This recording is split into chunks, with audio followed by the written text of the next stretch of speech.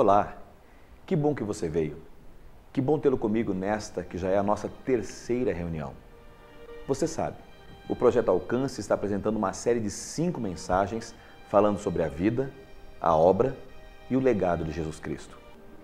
A primeira cena que eu quero comentar, ela acontece em um jardim, na encosta oeste daquilo que nós conhecemos como o Monte das Oliveiras. Venha comigo por um momento. Vamos juntos testemunhar aquela noite, talvez a noite mais escura, mais sombria de toda a história da humanidade.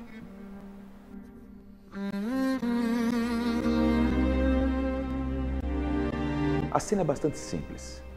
Você a reconhecerá rapidamente.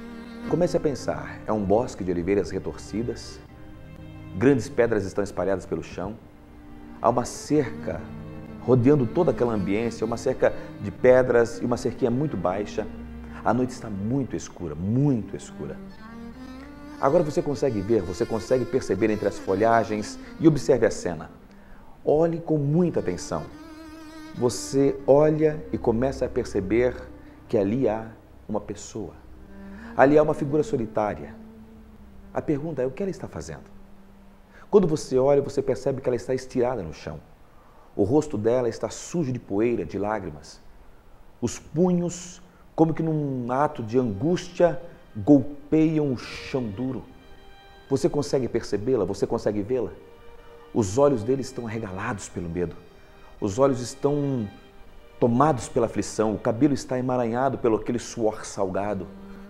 Se você olhasse um pouco mais de perto, você logo perceberia que algo estranho estava acontecendo em sua cabeça, em sua testa. E você e eu perguntamos, é impressionante, mas parece que ele está suando sangue. Quem é ele? É Jesus. É Jesus que está no jardim chamado Getsemane. Marcos usou tintas fortes para descrever essa cena. Vemos um Jesus agonizante, tenso, em conflito. Vemos um homem de dores, conforme disse o profeta Isaías, mais de 700 anos antes desta fatídica noite. Nós vemos um homem lutando contra o medo, um homem lutando e desejando que sua alma experimente alívio. Naquela noite nós podemos ver Jesus se arrastando em meio ao vale da sombra da morte. Meu Deus, que imagem reveladora! Jesus é alguém que sente dor, Jesus é alguém que está com medo. Jesus naquele instante não está recoberto de santidade, como se nós pudéssemos estar vendo, desenhado, retratado numa tela renascentista. Você e eu podemos ver Jesus coberto de humanidade. Por isso, da próxima vez que as sombras do medo, da aflição te encontrarem, baterem a porta de sua casa, eu tenho uma sugestão para você. Relembre-se de Jesus no jardim do Getsemane. Da próxima vez que você achar que ninguém te entende, releia com cuidado o capítulo 14 de Marcos. Da próxima vez que a autopiedade tentar te convencer de que ninguém se importa com você, faça uma visita àquele tremendo jardim. Da próxima vez que você ficar na dúvida se Deus realmente percebe a sua dor, se Deus realmente se importa com a dor que você experimenta neste planeta, neste chão empoeirado, ouça o meigo nazareno orando por entre aquelas árvores retorcidas. Da próxima vez que o sofrimento te atingir, preste atenção. Talvez seja esta a situação na qual você chegará mais perto de Deus. Olhe com cuidado. É bem possível que a mão que se estende para te conduzir à saída das sombras seja uma mão perfurada. Somente um homem tem mãos assim. Seu nome é Jesus.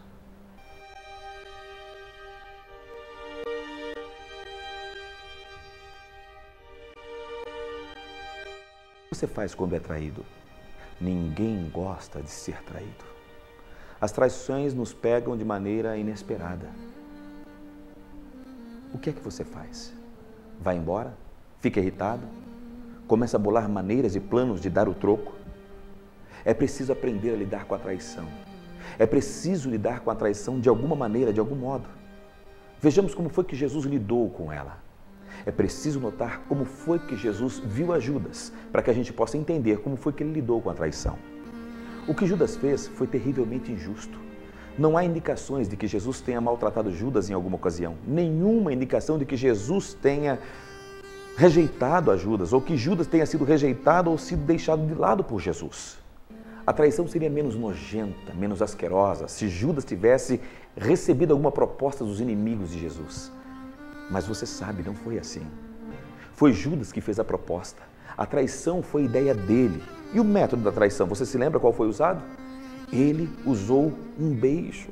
Judas chamou a Jesus de mestre.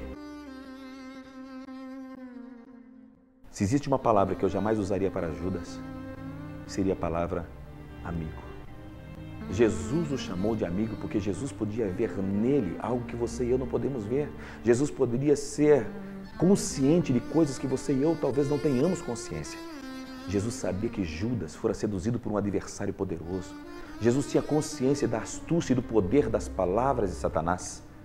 Ele, Jesus, o ex-carpinteiro, já tinha ouvido a voz do diabo e sabia como era difícil para Judas fazer o que é certo, não optar pelo que é errado, não optar pelo engano, pela traição. Apesar de saber todas estas coisas, Jesus não justificou o que Judas fez. Ele não minimizou os fatos. Jesus também não expôs a opção de Judas pela traição, ao contrário. Jesus, sabendo de tudo o que sabia, Jesus olhou nos olhos de Judas, o traidor, e pura e simplesmente tentou entendê-lo. Você também precisa entender. Entenda isso. Enquanto você odiar o seu inimigo, enquanto você tiver um grande desconforto na presença de uma pessoa que lhe traiu, é como se a porta de uma prisão ficasse trancada e o prisioneiro bem trancafiado lá dentro. Mas quando você tenta entender, quando você abre o coração e liberta o inimigo do ódio, perdoa como Cristo ordenou que você e eu perdoássemos, então o prisioneiro é livre, é liberto. E você sabe quem é o prisioneiro? É você.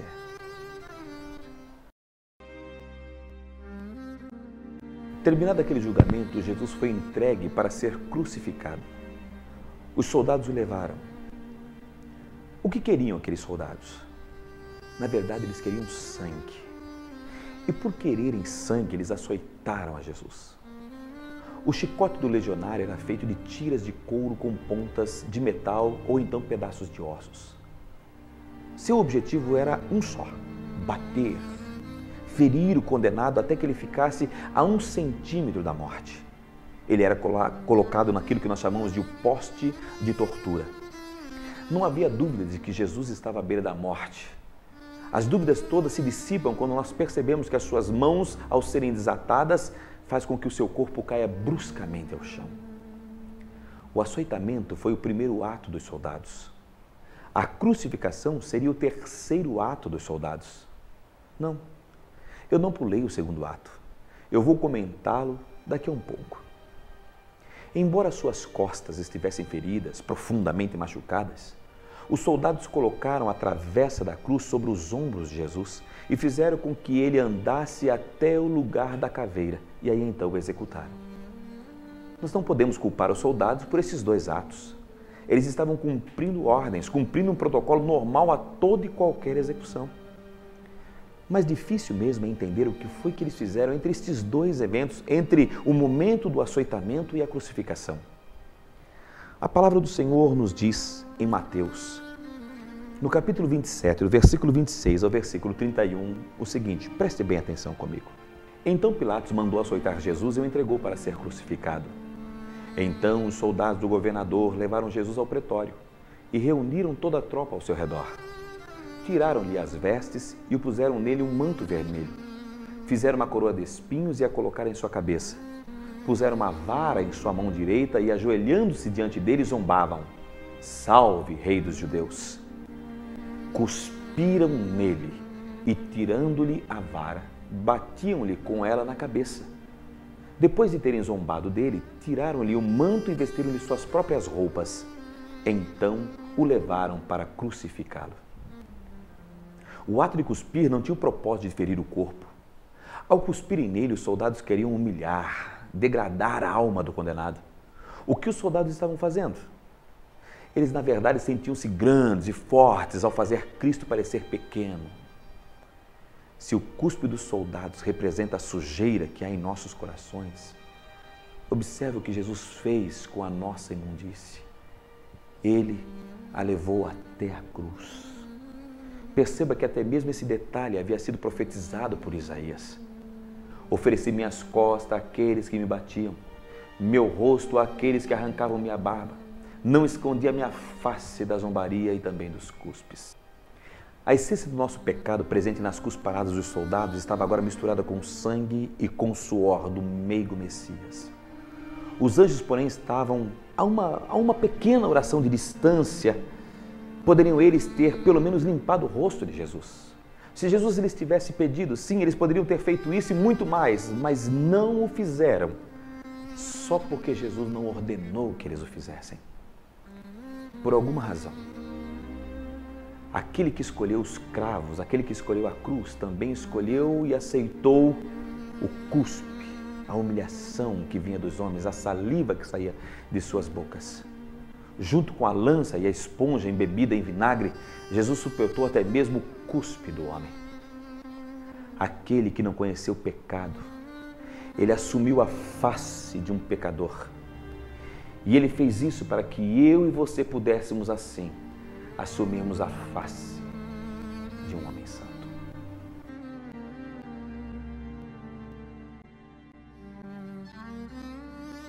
Você não acha estranho que um instrumento de morte, de tortura, tenha se transformado numa marca de um movimento que gera esperança no coração das pessoas? Será possível olhar para algum lugar e não ver uma cruz? Ela pode estar no alto de uma capela, pode estar esculpida numa lápide, pode estar até mesmo gravada no anel. Até você pode ter uma cruz pendurada numa bela corrente de ouro aí no seu pescoço. A cruz é o símbolo universal do cristianismo. Você não acha uma escolha improvável? Os símbolos das outras confissões de fé são aquilo que nós chamamos mais para cima, mais nobres. Pode ser a estrela de Davi com as suas 6 pontas, a lua crescente do islamismo, a flor de lótus do budismo. Mas uma cruz, um instrumento de execução como símbolo. Por que será que a cruz é o nosso instrumento, é a nossa marca de fé? Não é preciso olhar para longe da própria cruz para encontrar a resposta. O desenho da cruz nos diz tantas coisas. A cruz, na verdade, é uma linha horizontal sobre uma outra vertical. É uma linha que se estende. Ela se estende como o amor universal de Deus. A outra se eleva como se fosse a própria santidade de Deus. Uma representa a largura do seu amor, a outra reflete a altura da sua santidade. Mas além da cruz de Jesus, havia naquele lugar outras 2 cruzes. Uma delas estava, na verdade, em uma delas estava um ladrão, esquelético, pálido, e ele está se vendo numa situação deplorável. Ele sabe que ele está dando os seus últimos passos, descendo pela escada do fracasso. Ele havia cometido um crime atrás do outro, uma derrota atrás da outra. E assim ele foi descendo, cada vez mais baixo, até chegar àquilo que nós chamamos de fundo do poço. Tudo que restava para a sua vida agora era uma cruz e 3 pregos. Mas, de repente, ele volta o seu olhar para o centro daquela cena de horror e de dor e vê uma pessoa diferente. Ele vê a Jesus. Não apenas vê a Jesus, mas ele percebe que muitas pessoas estão zombando, insultando, e mesmo em meio a tantas zombarias e insultos, ele percebe que Jesus está quieto, calado. Ele olha e vê o rosto de Jesus deformado por conta dos muitos socos que havia recebido. Ele percebe o sangue fresco ainda correndo sobre o seu rosto. Ele vê aquela coroa de espinhos arranhando, ferindo a sua cabeça. E mais do que isso, ele está prestando atenção neste homem. E é neste exato instante que ele percebe um sussurro baixo, mas firme. E da boca de Jesus ele ouve a seguinte frase: Pai, perdoa-lhes. Por que será que Jesus disse estas palavras exatamente naquele instante? Porque Jesus viveu como alguém que sempre ensinou a perdoar. E no momento em que mais oportunidades ele teve de o fazer, ele o fez. Foi na cruz do Calvário. Pai, perdoa-lhes. Por que será que estão matando este homem? Deve ter pensado o ladrão, não é? A sua curiosidade vai aumentando e, quem sabe, estranhamente, vai até mesmo neutralizando um pouco da dor que o seu corpo estava sentindo.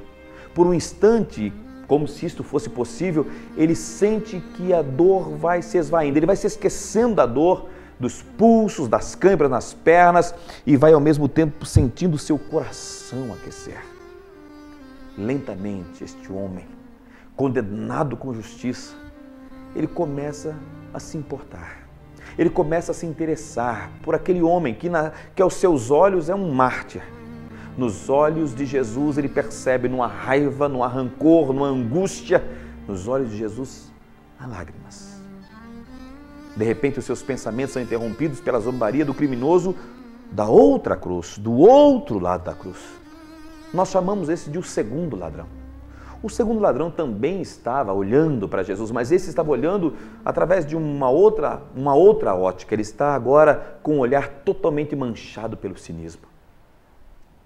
É este outro ladrão que começa a proferir frases que você tanto conhece. Disse ele assim: você não é o Cristo, falando a respeito de Jesus. Salve a si mesmo, salve também a nós. E aí está uma coisa que é difícil de explicar. Como é que duas pessoas tão próximas do Salvador, como é que duas pessoas na mesma condição podem ter atitudes tão diferentes? Um olha e enxerga na pessoa de Jesus esperança. O outro olha e não vê absolutamente nada. Ele só vê as suas dores, ele só vê a si mesmo. É possível, sim. É possível que o canalha que zombou de Jesus esperasse que o outro ladrão fizesse o mesmo. É possível que ele esperasse que o outro tomasse partido, mas aquele simples ladrão não fez assim. Ele se recusou a cantar a segunda estrofe. O criminoso dessa língua ferina, ele ouviu coisas na defesa de Jesus. Não é interessante? Não é interessante que aquele homem que estava justamente sendo atravessado pelos seus pecados, pagando pelos seus erros, pudesse dizer palavras em defesa de Jesus? Na defesa de Jesus, ele olha para o outro ladrão e diz assim: você não teme a Deus? Nem mesmo estando na mesma condição, você não teme a Deus? Quando todos lhe viraram as costas, um ladrão se colocou entre Jesus e os seus acusadores. Quando todos o esqueceram, Jesus foi defendido por um simples ladrão. As palavras daquele ladrão foram estas: você não teme a Deus? Você não teme a Deus nem estando sob a mesma sentença? E oração ele dá: nós estamos sendo punidos com justiça, porque nós estamos recebendo o que os nossos atos merecem. Mas este homem não cometeu nenhum mal. A fala do criminoso arrependido fez os soldados levantarem as suas cabeças. Os sacerdotes que estavam ali parados estavam agora a prestar atenção na conversa, estavam a prestar atenção no que aquele homem estava falando a respeito de Jesus. Maria também estava, talvez ali enxugou um pouco das lágrimas. Ninguém havia notado aquele homem ao lado de Jesus, mas agora todos estão olhando para ele. Talvez até mesmo Jesus tenha olhado para ele. É possível que Jesus, o Cristo crucificado, tenha olhado para perceber quem é que estava falando em sua defesa enquanto os outros estavam zombando dele. É possível que Jesus tenha recebido as palavras daquele ladrão como um último gesto de amor, de carinho que ele pudera receber enquanto ainda estava vivo. Eu fico pensando, será que Jesus sorriu?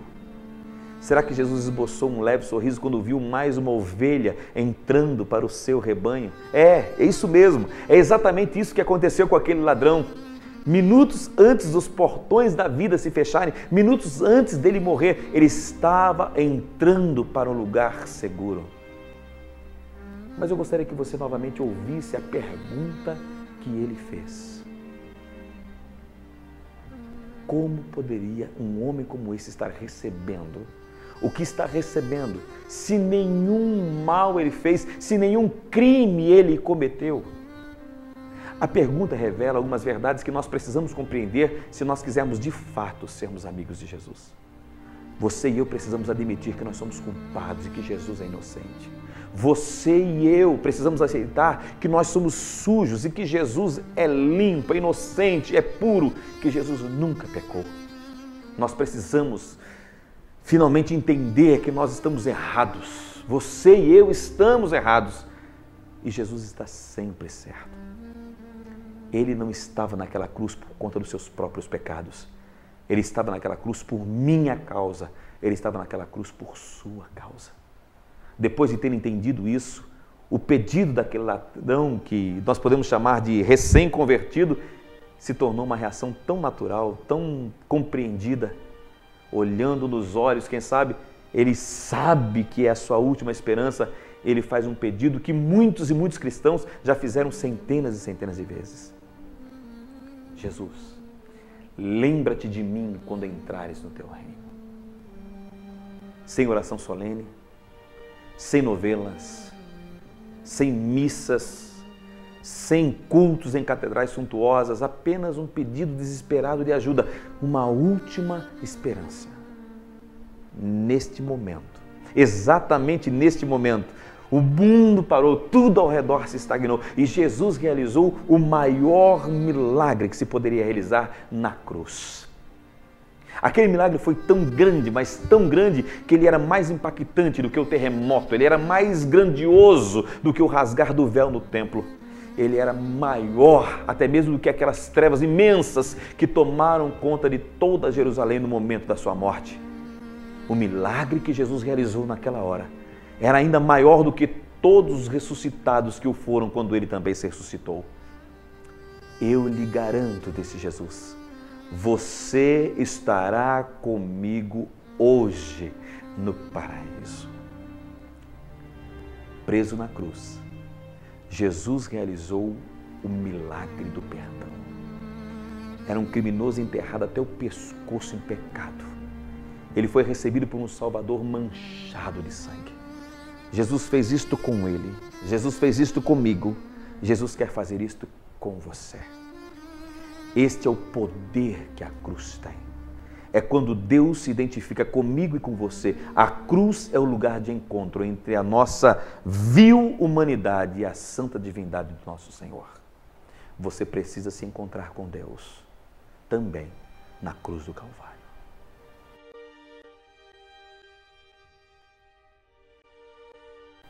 Estamos nos aproximando do final da vida de Jesus.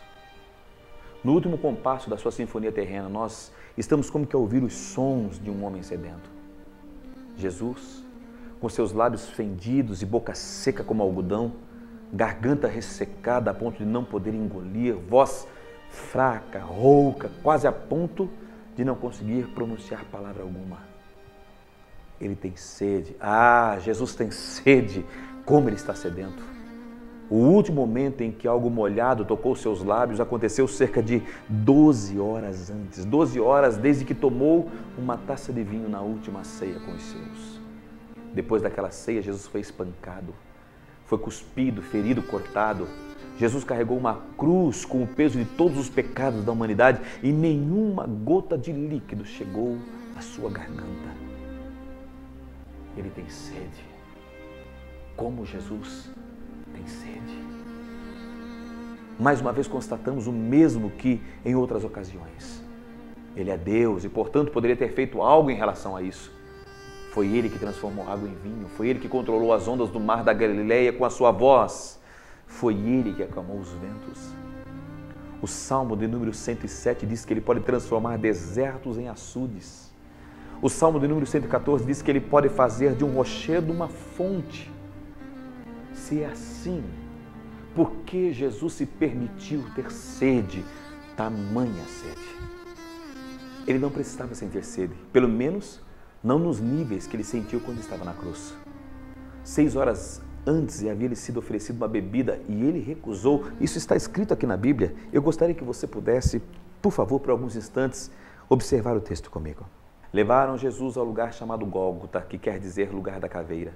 Então lhe deram vinho misturado com mirra, mas ele não bebeu. Isso foi minutos antes do primeiro cravo ser pregado. A mirra misturada com vinho possui propriedades sedativas, ela entorpece os sentidos.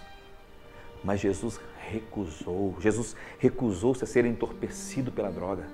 Jesus optou por suportar a força completa do seu sofrimento, sem analgésicos, sem anestesias. E ele optou por sentir as dores, ele sabia que você também sentiria dores. Pode ser que a dor que você enfrentaria não fosse no corpo, fossem dores da alma, dores fortes demais para que qualquer droga pudesse anestesiar. Jesus sabia da sede que você e eu poderíamos sentir. Você sabe, queridos, quantas são as vezes que nós sentimos sede, não propriamente dito de água, nós sentimos sede de amor, de afeto, de carinho, nós sentimos sede de dignidade, nós sentimos sede de sermos reconhecidos, nós sentimos sede de sermos amados. Jesus consegue se solidarizar comigo e com você, pura e simplesmente porque Jesus sabe o que é ter sede. E porque Jesus sabe o que é ter sede, você e eu, quando sentimos sede profunda, nós podemos nos chegar a Ele, nos achegar ao seu coração, porque nos achegamos a alguém que nos compreende por dentro e por fora, alguém que também experimentou aquilo que nos causa tamanha dor. Ouvimos soldados xingando, gente questionando, mulheres chorando. Acima de tudo, porém, nós ouvimos 3 homens gemendo. Os gemidos eram roucos, eram guturais, eram sedentos. Gemiam cada vez que moviam as suas cabeças e sempre que eles buscavam apoio em suas pernas, eles não encontravam porque as suas pernas já estavam exaustas. À medida em que os minutos na cruz se transformavam em horas, os gemidos diminuíam. Qualquer pessoa que passasse por ali percebia o quão moribundo eles estavam. Alguns até poderiam achar que estavam até mesmo mortos. Se não fosse pela respiração difícil, ofegante, qualquer pessoa diria, estão mortos. Mas de repente, Jesus brada com uma grande voz. Era como se alguém o tivesse ferido mortalmente. Então, ele grita e grita em alta voz, firmando-se na cruz tanto quanto os pregos lhe permitiam. Ele gritou como alguém que chama um amigo distante. Ele diz, Eloi, Eloi. A sua voz saiu áspera, estridente, um grito desesperado. E a frase queria dizer isso, meu Deus, por que me abandonaste? Os soldados olharam fixamente, o choro das mulheres cessou. Um dos fariseus olhou com desprezo e disse, até mesmo com sarcasmo, ele está chamando Elias. Naquela hora ninguém riu. Ele lançou uma pergunta aos céus e quase ficamos na expectativa de que os céus respondessem adequadamente. E ao que parece, os céus responderam. A face de Jesus se tranquilizou. Era como que um amanhecer vespertino. Então ele pronuncia pela última vez. Ele permite que a sua voz, enquanto vivo pela última vez, se dê. E ele então diz, está consumado. Pai, nas tuas mãos entrego o meu espírito. Quando deu seu último suspiro, a terra estremeceu repentinamente, uma pedra rolou e um soldado tropeçou. Então, tão rapidamente quanto foi quebrado, o silêncio retornou. Agora tudo está quieto. A zombaria não tem mais lugar. As piadas não têm mais sentido. Não há mais do que zombar. Jesus, o Messias, está morto. Agora que Jesus morreu, eu fico aqui pensando. Como Jesus pôde dizer, está consumado? Você sabe tanto quanto eu, ainda há famintos para alimentar, ainda há doentes para curar, ainda há ignorantes para instruir. Oh, Jesus, ainda há desprezados para se amar. Como foi que Jesus pôde dizer simplesmente, está consumado? Ele completara a tarefa que lhe fora designada. A sua missão estava cumprida. Jesus, como um pintor, ele já podia colocar o pincel de lado. Como um escultor já podia largar o seu cinzel. Era como se fosse um escritor que poderia simplesmente colocar a caneta de lado. O seu trabalho era morrer. Morrer por mim. Morrer por você. E esse trabalho estava consumado.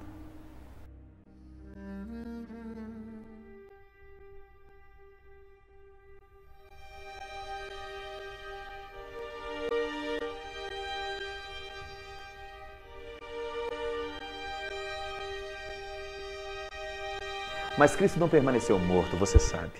3 dias depois, ele venceu a morte, ele ressuscitou. Eu quero falar sobre isso na próxima semana. Por favor, esteja aqui comigo, venha se alegrar comigo. Nós estamos contemplando a maior vitória da história da humanidade, a vitória de Jesus o Cristo sobre a morte. Não deixe de vir. Estas 3 semanas que estivemos juntos têm sido de tão grande bênção para a minha vida e acredito que para a sua também. Não deixe de estar aqui na próxima semana. Nós estamos praticamente passando da metade do nosso propósito, que são as 5 semanas. Na próxima semana, se Deus assim nos permitir, estaremos juntos novamente. Até lá. Que Deus abençoe a sua casa. Que Deus abençoe a sua família. Que Jesus abençoe a você.